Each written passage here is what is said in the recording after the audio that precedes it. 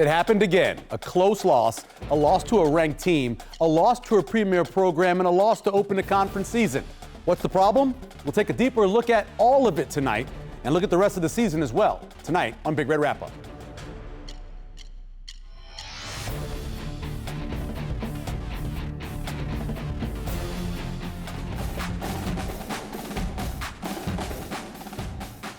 Hi, everyone. I'm Michael Severe, and welcome to Big Red Wrap-Up on Nebraska Public Media. We have a lot to chat about tonight. We want to hear from you, the viewer. You can connect with us on Facebook or X, our Big Red Wrap-Up page, with all your questions. You can also email and text us at nebraskapublicmedia.org. Our phones are also standing by. There is no excuse why you can't get a hold of us. And at the end of the show, we will answer as many of your questions as time permits. Now time for our sideline surveys. Last week, we asked what would happen on Saturday against 21st ranked Michigan. Well, 48-37. 4% was the one that, that happens sometimes. Don't worry about those numbers. Let's move on to the survey question for this week.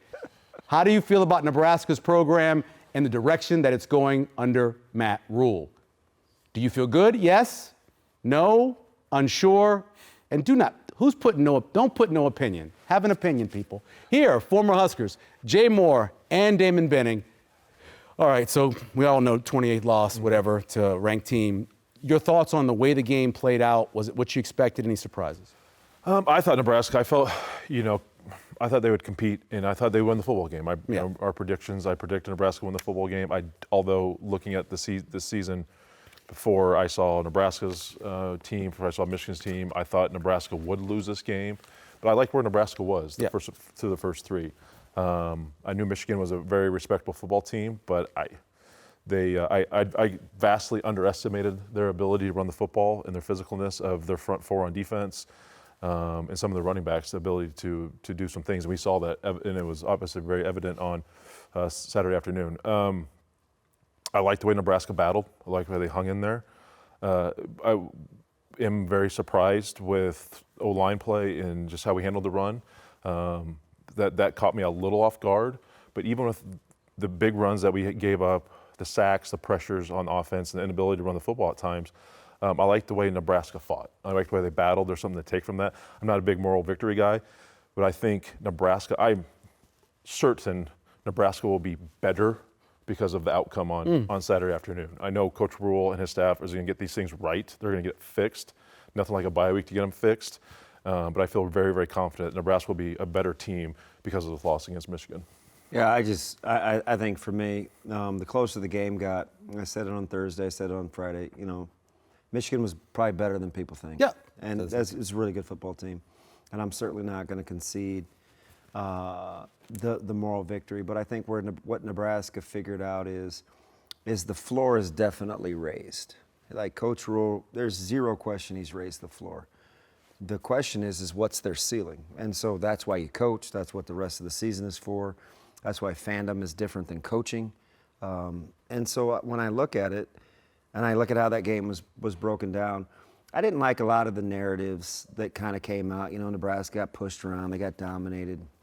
That's not even logging onto the Homer Network. I look at, while Michigan was in control for about 70% of that game, and their physicality on the back end was greater than Nebraska's at wideout, Nebraska was winning on first down. They were winning on second down. Yards gained per play were advantaged Nebraska. So they weren't getting pushed around. They hit a stretch where you obviously give up the couple of big plays, but Nebraska's inability to get off the field on third down and I think make plays. And if you want to know where the game was won and lost, and I know Coach Rhule said he had 45 clips, which I liked, right? You know this, right? 20 on defense, 20 on offense. That's a lot for a game you think boiled down to 4 or 5 plays, but it never boils down to 4 or 5 plays. What I thought the most glaring statistic was Nebraska had 76 offensive snaps. Michigan can't have 40 solo tackles. 40 solo tackles out of 76 plays when Nebraska spreads you out the way that they do. Nebraska got to do a better job of winning one-on-ones, because what that tells me is, as a DC, your job is to get a free defender. Yep. As an OC, you want your ball carrier on a free defender. Michigan was getting Nebraska's guys to the ground in one-on-ones. Nebraska was. And conversely, Nebraska only saw 54 plays from Michigan, just 26 solo tackles. You'd think those numbers would be flipped considering how the two offenses play, which let me know that Michigan on the back end, they were winning the one-on-ones. Yeah, watching it live, then watching it back, all the pressures that were on Dylan, you have to say that he handled that pretty well. Half of his dropbacks, he was under pressure. Obviously 7 sacks, but when you look at the end of it, the way he came out, again, like you said earlier, I think it's going to make it better for him. Pressures. Yeah, well, the one and 3-man sometimes. The one that got home on that 3-man, which is that just can't happen. No, I think he handled it well, right? I mean, there's probably times where he held on to the ball maybe a fraction too long. He probably could have stepped up in the pocket a little too quicker. But he's trying to execute the play, and his eyes are downfield, and he's trying to find an open receiver. But I mean, that clock was going fast, man. And you know, 1,000, 1,000, boom, those guys are right by his feet. He did. You've seen it right here. He did a good job of being mobile and moving around. But that front seven Michigan has, man, they flat got after it. And this is a good eye-opening experience for Nebraska's O-line and their offensive tackles, and you got to address this, and you got to find ways to fix it, help them out. They did chip. They helped running back stayed in, tight end stayed in, helped to chip those tackles and do some things, but you can't allow 3-man pressures to get home and get a sack. That's inexcusable. You can't have it happen. But I tell you what, for as much people are saying Dylan has an issue, there's zero issue to me. Like, he played his tail off. Yeah. I mean, Nebraska single-handedly had a chance to win this football game because of his performance and his ability to elude pressures and get the balls into footballs into the best players' hands. What about the low red zone? You know, I'm a big finishing drive rate. What about converting in the low red zone? What they need to do different? That's the key, right? If I told you that Nebraska was going to score 3 out of 4 times in the red zone, Michigan was going to score, they were 1 for 1. If Nebraska was going to have 8 minutes more time of possession, 22 more plays, those are all real stats, right? Yeah. They're not made up. They're not advanced analytics. You would think Nebraska would put them, turnovers were even.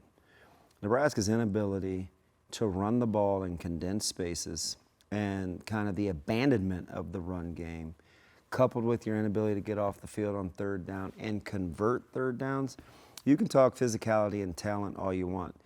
At the end of the day, execution needs to be better. When the field is condensed and you're inside the 5 and you know you're bad, right? You haven't been good in short yardage.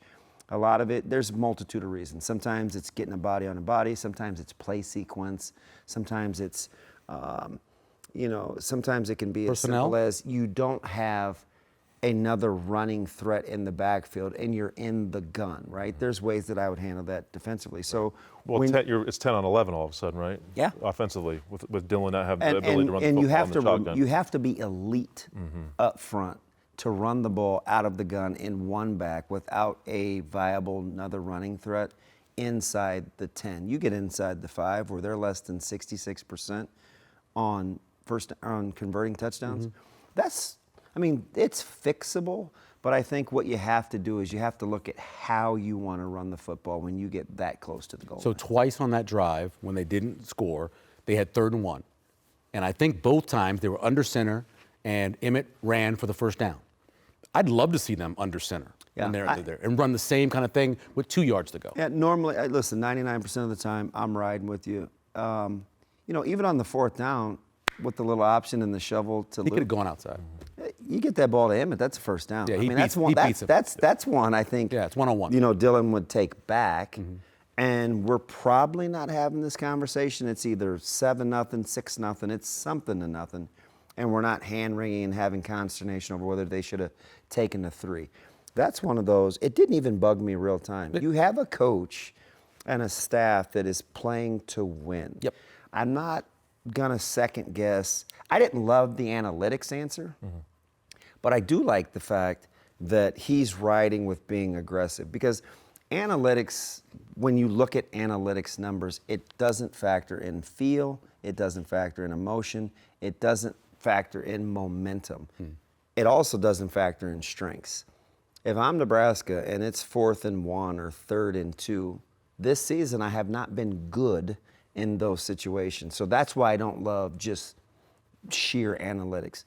But I do think the execution was off, and I didn't mind the play call at all. It boiled down to inches, and if you give that to Emmett, just flip it out to him, one-on-one. We're not having this conversation. Or I think also if it's somebody besides Lindenmeyer. I love Lindenmeyer, but the outside was open because it was sealed. He turned it up because he's a big physical guy. Yeah. If it's a speed guy, like a Barney, or I think they get outside and they score. What about, so I know, Damon, we talked about this 100 times. You got to have bruhs. Guys got to make plays. Yeah. You had Sierra Wright had a chance to make a tackle on third down. The screen. Sean McCullough had a chance. Just Sean McCullough on the screen, and then on the bunch set when they threw it outside, Sierra Wright goes over the top, tries to get it, falls off. You just got to make those tackles. You do. Michigan was making those plays. Yes. Those safeties. Yep. Yeah. You know, you got to. And, I mean, you got to give credit to Michigan for to handle their business and breaking those tackles. They have phenomenal talent, too. But, yeah, you got to make those plays. Sierra's played his tail off so far this year. Deshaun's done fantastic so far this year. In big-time moments and those situations, you got to have those big-time plays, and big-time players make those type of plays in those situations. Nebraska just – DB's already alluded to it. I mean, Nebraska did not make those one-on-one situations. There are plenty of them in every football game. You've got to win those one-on-one battles.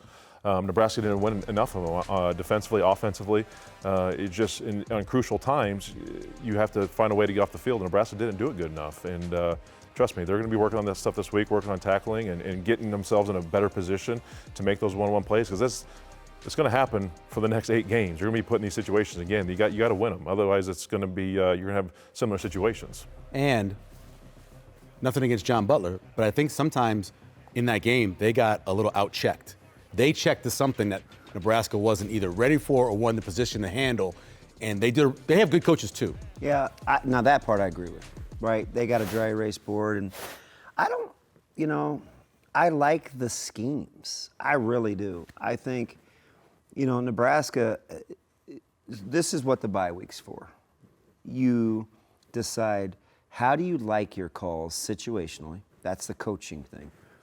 Do we like the guys that we're asking to execute said situations? That's a coaching thing. Then you look at who's capable of doing what we're asking them to do. Yeah.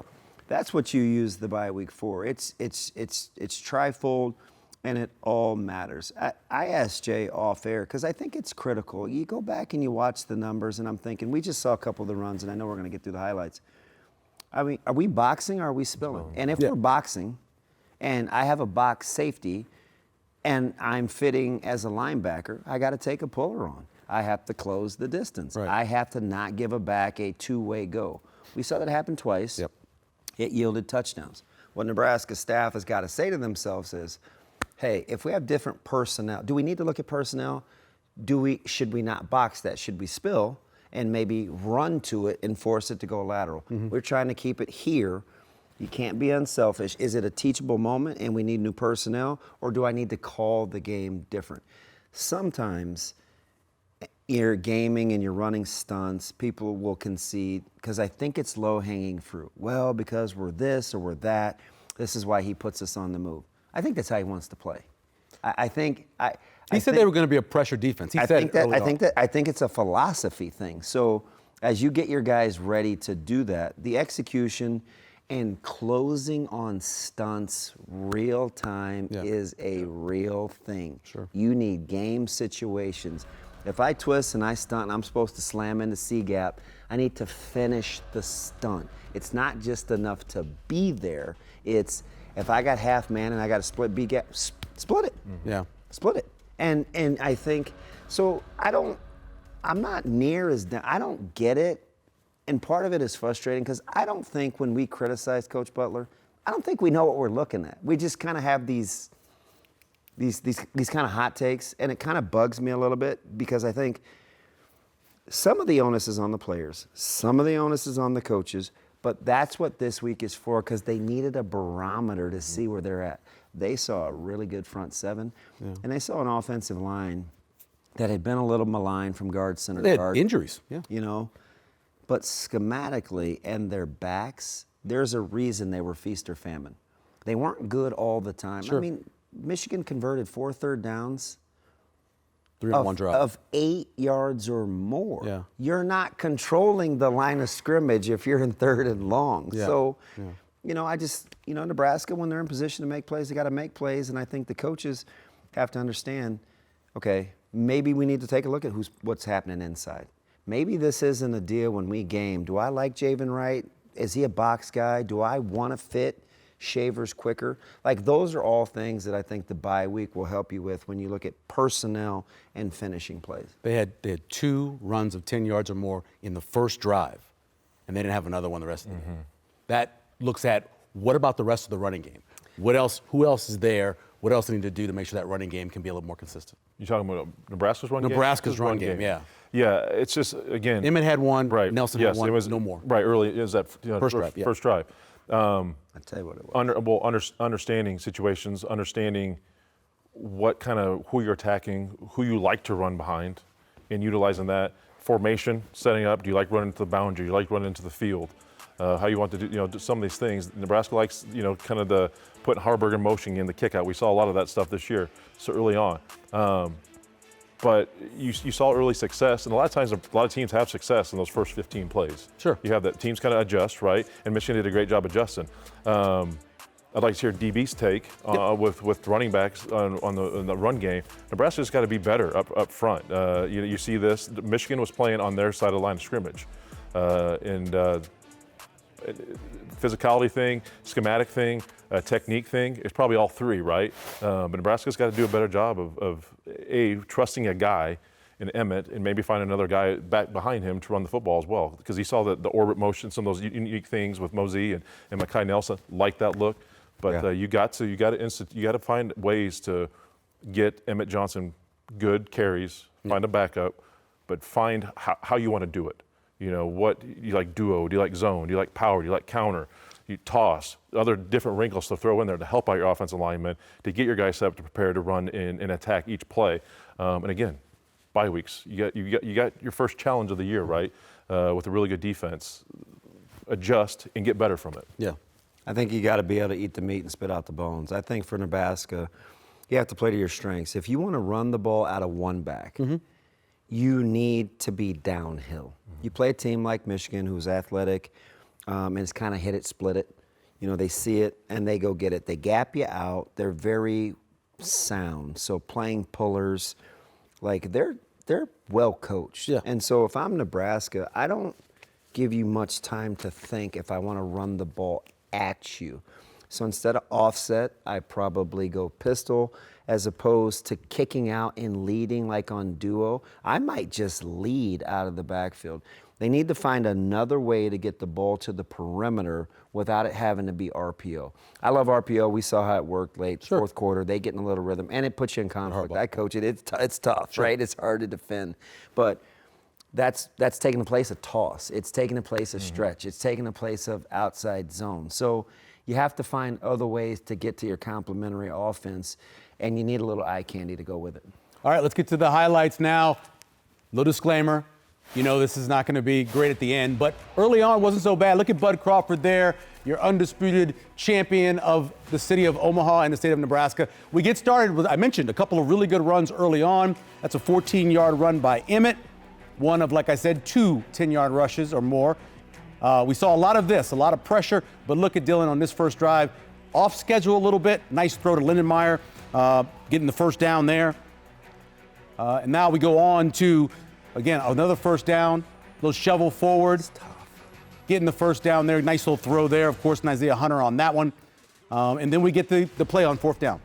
Yeah, listen, the give, it's like true triple. It's just about decision making. I like the play call. Yeah, and I believe they should have gone for it. Here's the missed field goal by Cunanan. First miss. It seemed like he almost like a golfer got under it a little bit. Didn't come all the way through it like he has, because normally you hear that sound coming off his foot. Here's a nice tackle, a missed tackle. That was the one with Andrew Marshall. He made that tackle earlier, and then on that one he misses it. So those are one of those tackles that Damon was talking about earlier. And then here's the interception. Coach talked about this one and what Lindenmeyer was supposed to do. Yeah, just bait, right? Sit down, inside, outside. I'd like to have thrown the little look in behind it, the little glance route, but hey, it's all about communication. You'll break down this call here on the quarterback draw for the touchdown. You'll get into that when you go through Jay's plays. Quarters, that's easy pickings, isn't it? Yeah, and then another sack loss here. As we mentioned, 7 sacks. Nebraska ended the day with 9.7 yards to go on 3rd down at the end of the day. At halftime, they only had 4 yards to go. It shows you what happened in the second half. There's the fumble. Great job punching it out by Judy, and a good recovery there, getting the ball out. And then here's more of Dillon making plays. Probably one of the best plays he's made in his career, making a guy miss, making the throw, the key, and then he comes back with another great throw. Yeah, this was outstanding. Yeah. If you walked away with criticisms of Dillon, like I don't know what else to tell you. His recognition and ability to operate under duress is at a real high level. 10-3 now, we got that after Nebraska gets on the board. Here's Barney making a guy miss. This is what you saw a lot at Tennessee under Mike Eckler. Guys making that first guy miss and getting those yards. That is a more than 20-yard return, and he now has more return yards than anybody since, I think it's now 2016, which is crazy to think Unbelievable about. play call. That was the throw I was talking about. That is a great throw right there. Barney really had a good huge recognition. 7 seconds left on the clock. You see the double move. He read the coverage. They tried to rob it in the flats. Barney wins at the line of scrimmage. That's stealing. That makes it 10-10. Back comes, and you're going to break this run down as well. Too. And this is You think they're trying to box that? Well, I don't understand Nebraska's line movement on this one. I've never seen a run game stunt the way Nebraska operates. So what if Shavers takes that on? What if Keona Davis stays at the 2 technique? Well, he's got to finish, right? Right, but he bounces outside. You know, you got 3 guys outside with the corner and that creates a huge hole. I know it's hard. Here's that's fine. This is the Hail Mary to make it. I love listening to the conversation. This is what we do, man. This is what we do.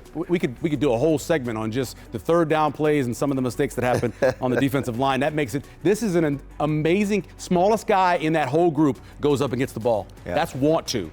I like Dillon's presence, getting outside the pocket. And they gave him the individual protector too. I've never seen that before. I couldn't believe that Michigan didn't give more ground. Yeah, it was a bad choice here by Barney catching the ball there. Damon knows you don't want to go backwards when you're taking a punt return. He takes the punt return there, ends up on the 3-yard line. Back comes Michigan. Good defensive play here, getting him out of the pocket. And this is just a bomb. This is what he did all last season. This was impressive. A little bit of a backbreaker, too, because you felt like Nebraska was getting ready to seize momentum. Yeah, I thought so, too. A 56-yard field goal. They're leading there. And then Nebraska, another sack on Dillon. That's a loss of 7 yards there. And then here comes Marshall with another run. Someone's got to get off the block. It's the same philosophy, though, where Javen's got to squeeze, Marquez Watson Trent's got to fit it tighter, and then Guthrie, it's my man, my fit. Here's an interesting play. So this is a tackle for loss, and then some gyrations. I don't know what he's doing there with the gyrations. That's like his 4th time he's done that. I know. But as much... He got in trouble for that one. He was bringing some serious drama, though. Unsportsmanlike conduct on that gives Nebraska a first down. They come back. This would have been a great play, and Isaiah Hunter, though, loses track of where he is in the back of the end zone. 2 feet going out of bounds on there, and so they call first man touching it, coming back in bounds, and he wasn't forced out.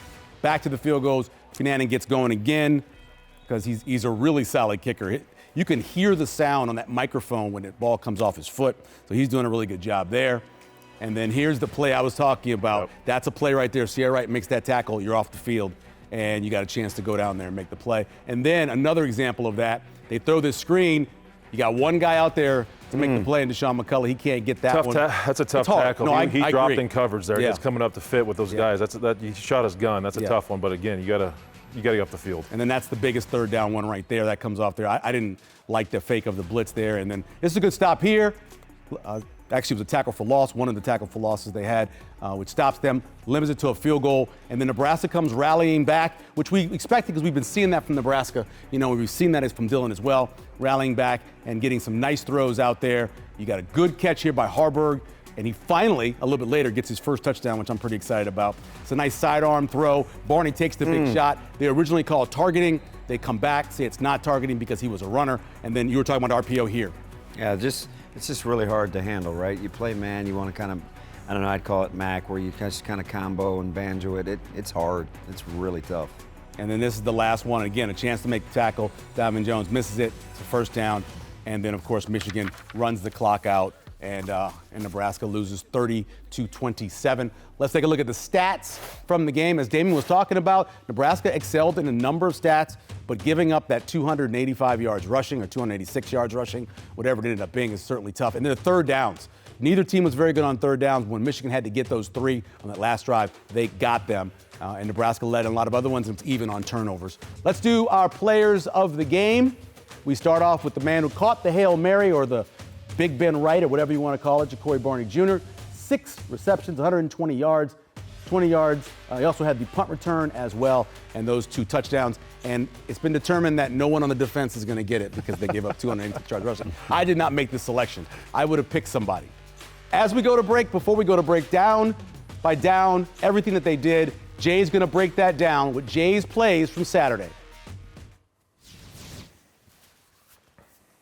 All right, welcome to Jay's Plays. We're going to look at the 3 explosive touchdown runs that Michigan had against Nebraska defense on Saturday afternoon. The first one is Bryce Underwood's QB keeper here. They do a good job of sending the back in motion to empty. That clears out the linebackers. In everyone's eyes now, everyone's in coverage. Nebraska gets forced in a man-to-man situation. But what Nebraska does here to create a gap is we try to run a stunt here, across. They're going to get this huge gap through here. McCullough can't come underneath. Nebraska needs to do a better job executing these line stunts. We'll see in the next play as well. Someone should have came back here to take this opposite B gap where the run happens. It doesn't. And you can see what happens when this doesn't. You see no wrap around, right? Underwood's able to hit his head on the goalpost with everyone dispersed in man-to-man coverage. So next play is Nebraska does another stunt. A rather unique one. I don't see this a lot against the run. You see this more against a pass situation. Not quite sure what Nebraska is trying to accomplish in this situation, but we got to call it out. Nebraska is going to try to bring ends down, tackles wrap around. Here, it bites him in the butt, okay? It creates this huge gap. Tackles, hard reach zone, guard reach, center over here. He's going to work up next level to Shavers. They're going to have 3 guys outside here. The reason I don't like this is because balls into the boundary. Right here, this sideline, the best tackler you have. The sideline never misses a tackle. So force them outside, force them to bounce it, but they don't. They run the stunt here. You can see, boom, outside, Shavers, and it puts Buford in a horrible spot to try to make this tackle. Ronnie Lott, Ed Reed probably can't make that tackle. Again, Nebraska has to clean up the stunts and try to figure out what they're doing. So the last one, we'll look at here. They don't do a stunt, all right? You get a 2-eye here, McCullough's on the outside.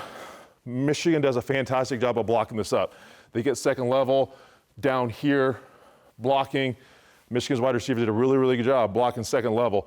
Nebraska was a guy short on the numbers to this side to the boundary.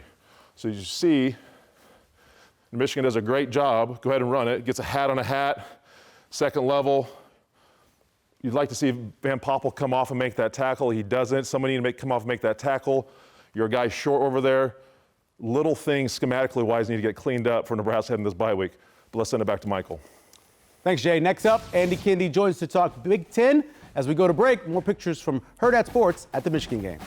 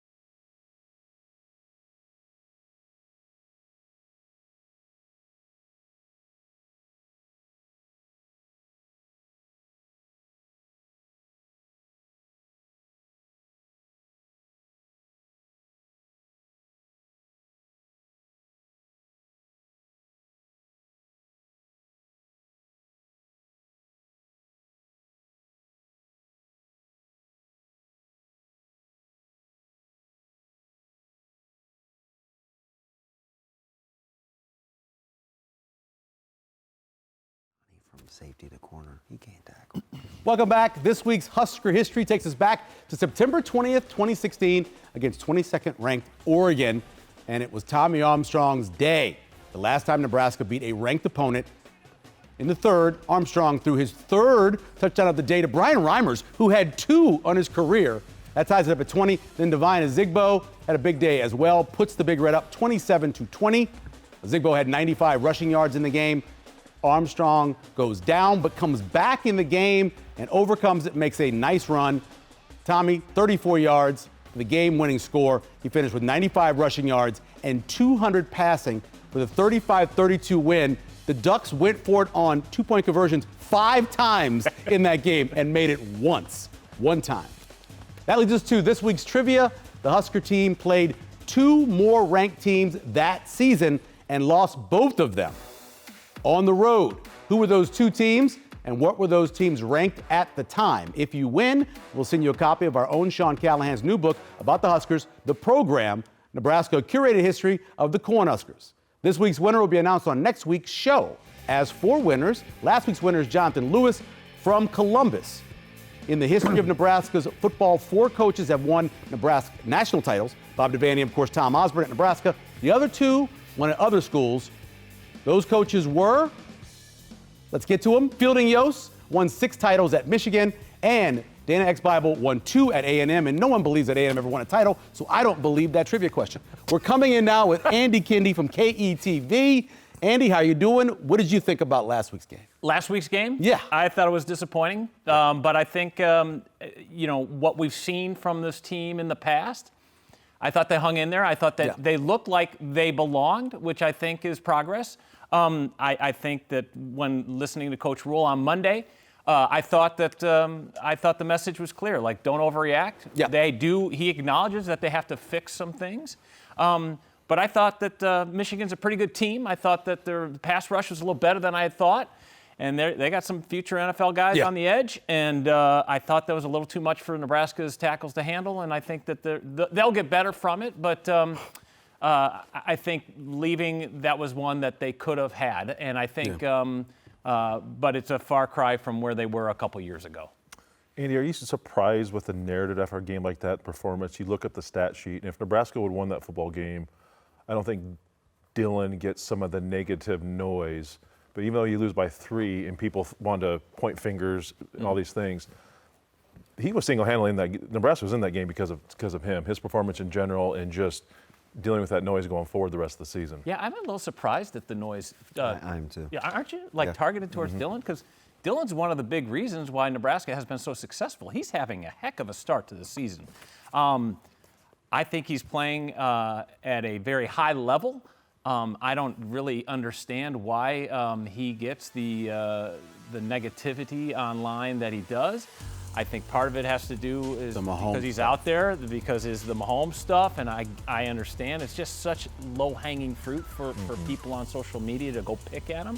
But I'm telling you, I think what we saw from this game is that they're going to have to rely on his arm quite a bit coming forward, because obviously they did not establish the run, and I think that's just going to keep coming back to haunt them in weeks to come, because you're going to need some kind of running game. And if you want to say short pass game, substituting for the running game, you're going to have to do some of that, because what they did Saturday, I think other teams are going to look and say, okay, this is what we can do to Nebraska moving forward. But I don't understand the whole negativity towards Dillon, because I think he's been terrific so far.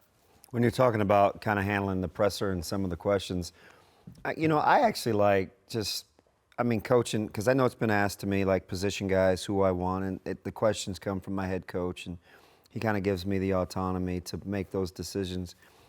Did you have any problems, or kind of how'd you read when Coach Rule was talking about the second running back? Because we know Mekhi had to sit the previous 2 weeks.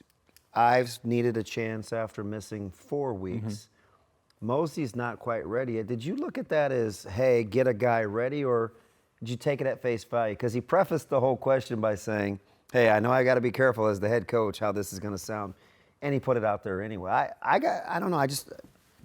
I was okay with that. I was too, and I respect the fact that he is transparent with us to a point. Like, I don't really understand why Mekhi Nelson wasn't available the week prior. Yeah. So that's a valid question. And that's cool if they want to keep that stuff in-house. Understood. But the fact that Quentin Ives was effective the week prior and then doesn't see much action, I think he went to say, hey, it was more package presentation that Nelson and Mosey were in more packages against Michigan. But I thought it was pretty telling that he says, hey, I told our coaches, you guys got to figure this out. Yeah. You have to figure out who's number two, who's going to be the number two running back moving forward, because Emmett, as good as he has played at times this year, no one can handle that type of load in a Big Ten conference. Taking some shots. Yeah. Going back to the press conference, another thing they talked about was people were asking him kind of about going out and getting a running back during the offseason or some other positions, and he talked about the money and how much money's being spent. Are you surprised that Nebraska doesn't have that much money? It seems like I'm surprised. I think there's a lot of money here. There's a lot of money being donated. I think that had to be taken with the notion that I think they were trying to be fiscally responsible, knowing that they were going to try to stay in the parameters.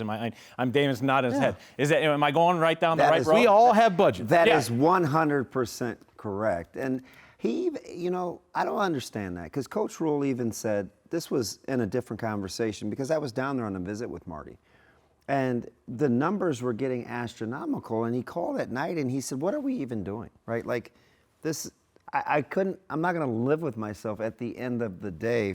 The numbers just don't fit. And I think you want your head coach being fiscally savvy, because as much as I love Marty Brown, I'm not lamenting over 49 carries for 206 yards or whatever he's got at Miami, right? TDs, yeah. So I don't want people spending money willy-nilly and on a hope and a prayer. Like, it was the conversations were getting out of hand. Yeah, and don't you just because you pay for a guy doesn't mean he's going to be productive. Oh, sure. I don't think you have to look very far on this roster and say, hey, we're paying this guy X, and of course we don't know what these guys are making per se down to the dollar, but you know that a left tackle is making X or around in this neighborhood, and if this guy's not even playing, then that's the other discussion. The other thing that I find interesting in this new age of college football is that before, and DB and Jay, you guys can speak on this,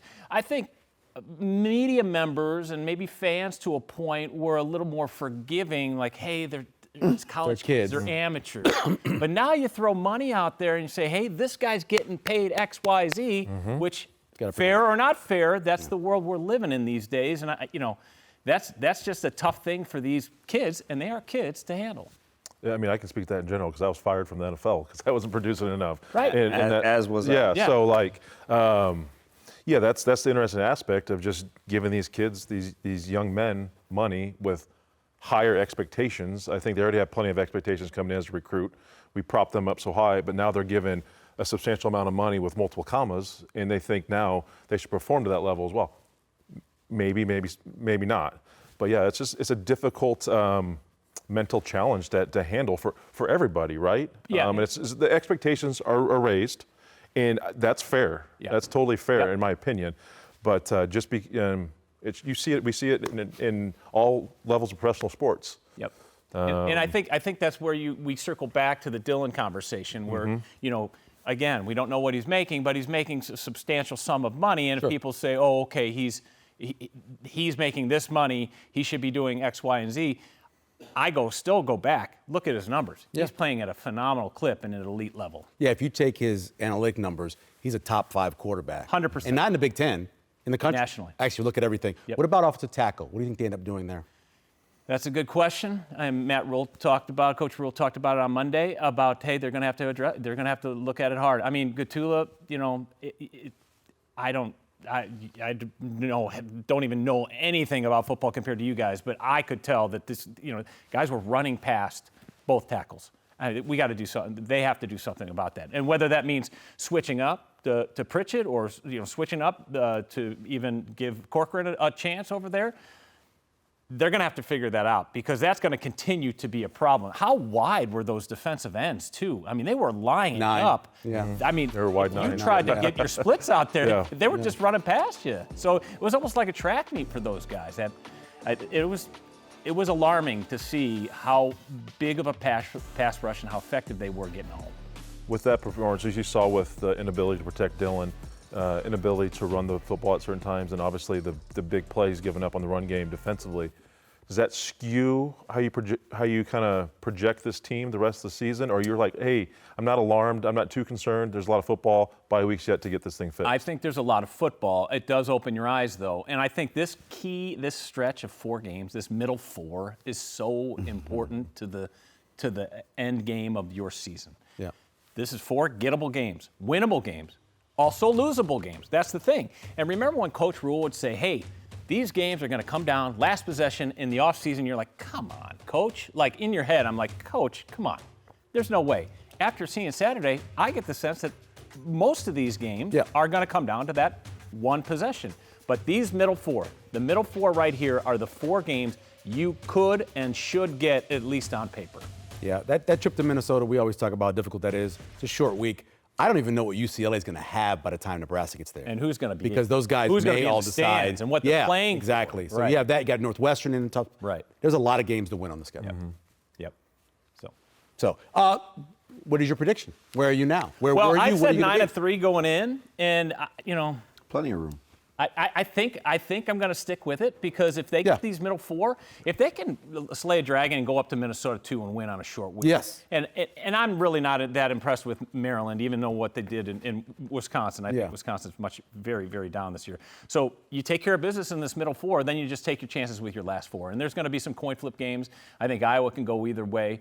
And then you take your chances. Maybe you steal one that you're not supposed to win because all great teams usually can pull one of those games off, and maybe that's out there. Maybe that's the USC game, or you never know what happens in Happy Valley. Yeah, because right now Penn State certainly hasn't played up to the top 100%. 5 that people keep saying they are. 100%. Andy, we appreciate it. Thanks, boys. Thanks a lot. When we come back, we'll hear from Coach Rule and pick the top plays from Saturday's game.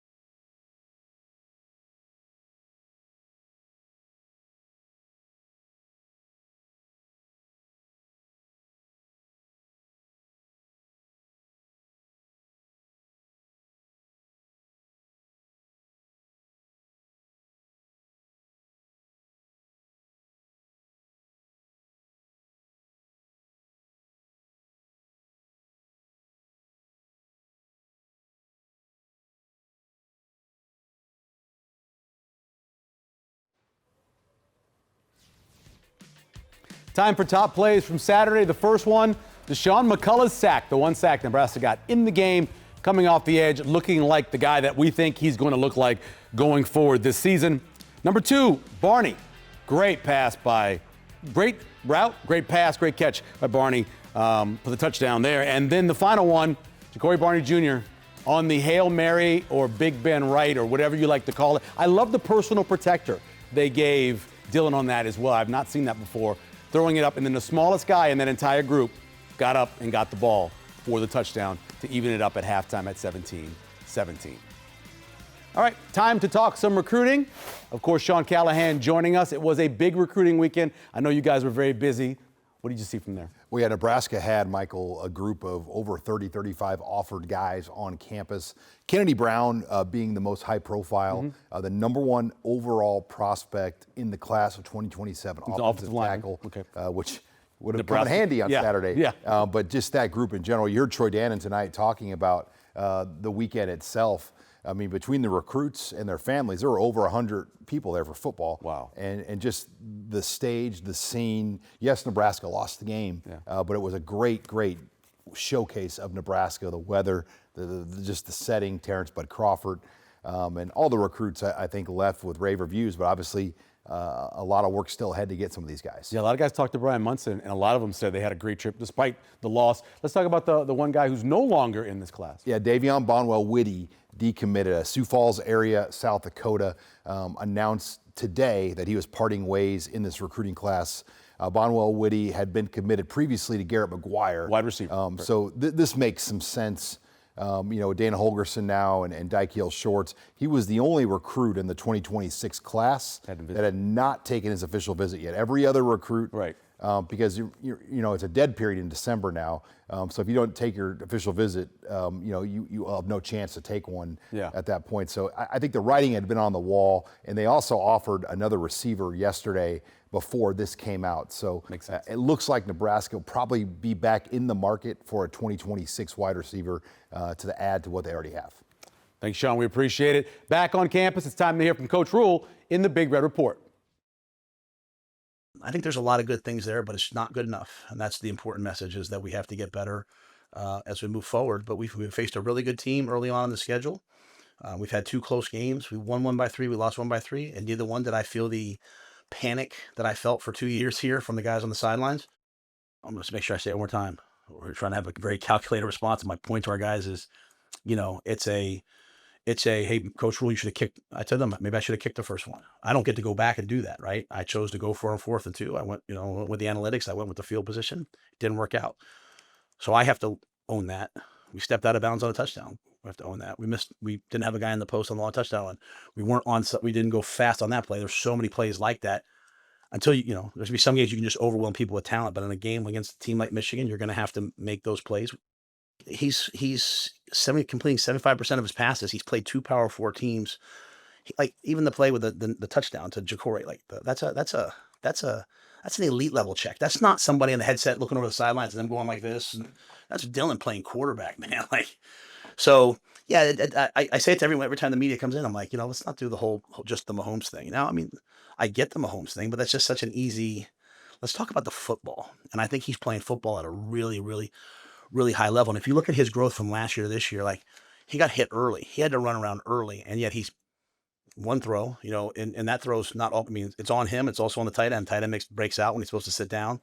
Tight end does what he's supposed to do. The ball's completed, and we don't have to throw that interception. So it's a little bit of everybody. But yeah, that doesn't bother me as much as I want people to see in these guys what I see in them. Right? They play their tails off, and I think Dillon's playing quarterback at a really high level right now, personally.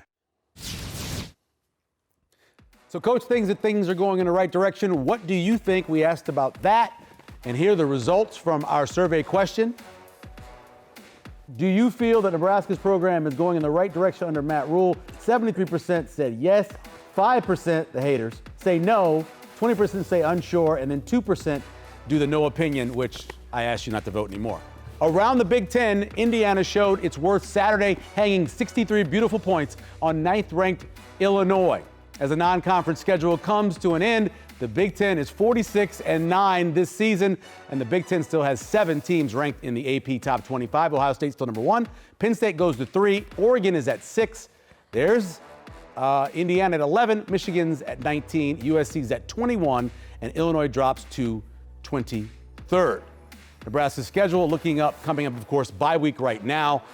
Your feeling on this schedule and the way it's set up.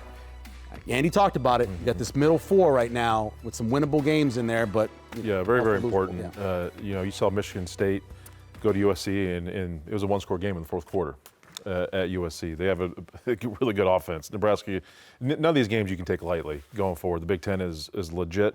They gotta attack it, and they gotta get better. And it starts with Michigan State in a couple of weeks, obviously. Yeah. I think that USC game was as close. I watched that game. Me too. There were some things that happened, but I will tell you that the number for that game is going to be in the 60s. Yeah, and, I think Nebraska can't be the run defense that lets the Spartans get right. Yeah. 32 carries for 112 yards against SC. It got away from them where I felt like Chillis had to kind of take over and do a few extra things. I don't want Frazier and those guys running the ball from Michigan State. Is it sustainable what Maryland's doing? They only run the ball 40% of the time. Somehow they're 4-0. And then I don't. Preseason I was a little worried and concerned about Minnesota. I'm not so sure this is the house of horrors that I talked myself into in the preseason. But if you're Nebraska, it starts with how do you want to play and who do you want to play within those schemes this bye week. That's the first win they got to get. What about the four, Sean? Yeah, I think, as the guy said, the Michigan State game can present some matchup problems with the mobility of their quarterback and what he can do. We know that's given Nebraska some problems this year. The Minnesota game, as you know, is always a tough trip. Maryland is the one that intrigues me just because they win. Nebraska's never beaten Wisconsin and Madison in 15 years of the Big Ten. They go in with a freshman quarterback and win by 17 points. That got my attention, just seeing what he did as a true freshman. Yeah, and he's a talented kid. Those first 3 games that Maryland played, it's hard to figure out exactly what they are. But you get through those. Obviously, it's this bye week that's got a lot to get done. What do you want to see come out of the bye week? Well, you gotta. This is what happened. I know with the loss, you gotta approach every issue that you have and say, how do we fix it, and how do we got to implement. Not necessarily schemes. I think Nebraska, they are who they are through these four games. You're not going to implement drastic changes in schematics and play calling wise. But like Damon says, who can handle and who can execute what we want to do when it matters the most? We see some guys that, and it starts. They got to start executing in Monday through Friday. That's where it starts. Yep. But when in front of 90,000, you're tired, and you got voices talking to you, and you got to communicate. Who can handle that? Who can handle the noise? Because Nebraska's got issues defensively, schematic. They're just not executing wise or communication issues. They got to get that corrected. And you look at the offensive line issues: how can we help them offensively? What do we got to do? Is that sustainable to what we want to do offensively? You just can't chip every time on a tackle. You can't do that every time. So how do you want to attack that? Yeah. But really just address it. Where your weaknesses are, and all the good teams do this. Ohio State's addressing their weaknesses on their bye week, right? Sure. And you got to address them and fix them. Patrick on Facebook asked the question about the O-line play. Was there that big of a gap between the talent between Michigan's D-line and Nebraska's O-line? Well, I think between Barham and the left tackles, sure. One guy's a first-round pick. He is a legit big-time player. But listen, if it's me, I'm playing Pritchett, and I'm dealing with what comes with that. Mm-hmm. I think he's your most gifted offensive lineman. I think you have to play him, and I think you live with what comes with it. You think it's a mental thing for him? I do. Concentration level? I do. Yeah. I 100% think that's what it is.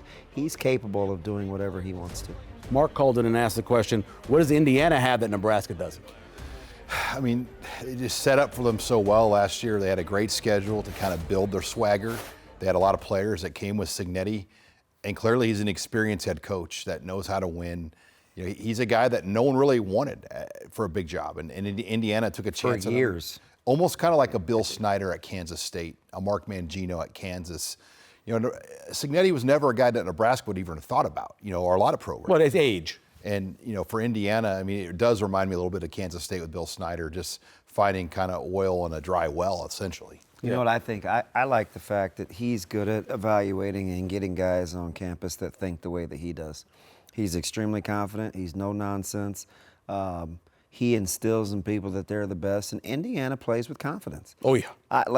They play exactly like he thinks, and those are the guys that he goes to get. So I think that's what we're seeing. Would you like to see more four-man front? John asked that question about the They played 3-3-5. a ton. Yeah, they We played a saw ton. early. I love they implemented that. That was a nice wrinkle they added because, again, loved it. Again, it's just how they want to operate. Do we want to play defense outside in or inside out? They got to figure that out, in my opinion, and who they can count on consistently to play the right way.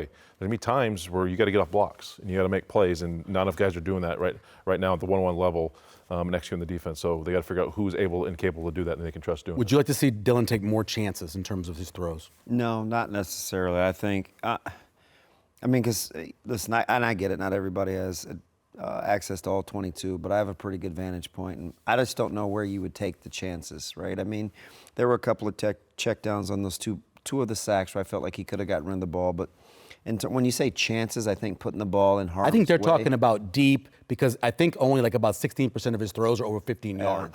You have to kind of see how teams are playing. And when Sure. you can't run, or there's no threat of the run, no duality in the quarterback run game, you're going to see a lot of this two-man and some of these umbrella coverages. At the high school level, if I played a quarterback that couldn't run, I'd stay in two-man all day long because you don't have to worry about a mobile quarterback. Are you surprised? It's some hard people to call throw him the ball Latif? against.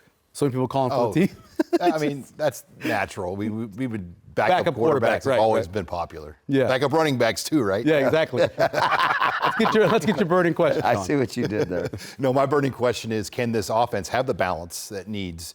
Can it run the ball better, or is it going to have to live and die by the arm of Dylan Raiola? Yeah, for me, it's just is it round peg square hole, or are we evolving in terms of who we want to play? Are we going to force feed the issue, or are we going to give guys the shot that we think give us the best chance to win? My burning question is, can USA win on home soil in the Ryder Cup? Ryder I'm Cup. kidding. I'm kidding. It really is. Oh, yeah, I had to it's throw gonna that be in. outstanding. It's one of my favorite weeks. But no, figure out, clean up schematics-wise. What do you want to do? How do you want to operate from here on out? Because what they're doing right now isn't handling the run game well enough. Yeah, and I'm interested in seeing who is going to be that number 2 running back that Coach Rule asked his coaches to go find. For our picks on how the season will end up, check out the prediction on Facebook, X, and Big Red Wrap-Up's webpage. As a reminder, the next game will be on TV, another afternoon start against Michigan State, Saturday, October 4th at 3 p.m. Central on FS1. Next Tuesday night here on Nebraska Public Media, we'll preview the Michigan State game and take a look at how the Huskers' home game affects business around Lincoln on Big Red Wrap-Up at 7 p.m. on Nebraska Public Media. You can also tune in on Facebook Live, YouTube Live, and our website, nebraskapublicmedia.org. And if you have fond memories of big high school games like Damon, go to High School Classics. It's back for a new season, and a new episode drops on Wednesdays.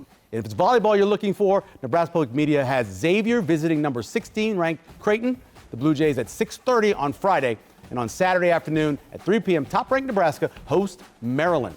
Our thanks to Andy Kendi. For Jay Moore, Damon Benning, and Sean Callahan, I'm Michael Severe. We'll see you next week on Big Red Wrap-Up.